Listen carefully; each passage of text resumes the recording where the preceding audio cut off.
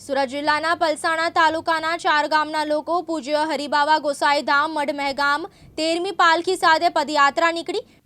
શ્રી રામદેવ યુવક મંડળ બગુમરા દ્વારા મહ્યાવંશી સમાજના ઇષ્ટદેવ પરમ પૂજનીય શ્રી હરિબાવા ગોસાઈના મહિમા અને કીર્તિ દેશ પરદેશ સુધી પહોંચાડવાના ભાવ સાથે હરિબાવા ગોસાઈ સમાધિ સ્થાને 13મી પાલખી સેનાની પદયાત્રાનું આયોજન કરવામાં આવ્યું છે।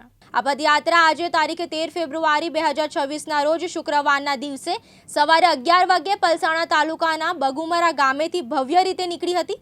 આ પાલખી યાત્રા પલસાણા તાલુકાના બગુમરા વડદલા ધામડોલ અને તેના ગામેથી મોટી સંખ્યામાં ભાવિ ભક્તોની હાજરી સાથે શરૂ કરવામાં આવી। પદયાત્રા કુલ 125 કિલોમીટરનું અંતર 3 દિવસમાં કાપીને તારીખ 16 ફેબ્રુઆરી 2026ના રોજ ભરૂચ જિલ્લાના મઢ મહેગામ ખાતે ભરાતા મેળામાં તીર્થસ્થાને પહોંચશે।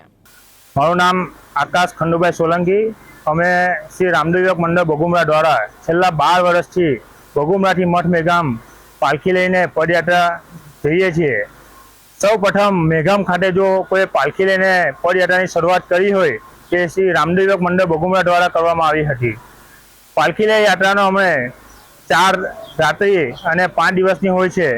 એમ ટોટલ ચોથા દિવસે અમે મઠ મેગામ મુકામે શિવરાત્રિના બીજા દિવસે મઠ મેગામ મુકામે પહોંચીએ છીએ અને ત્યાં ભવ્યથી અતિભવ્યનો ડાયરોનું આયોજન હોય છે।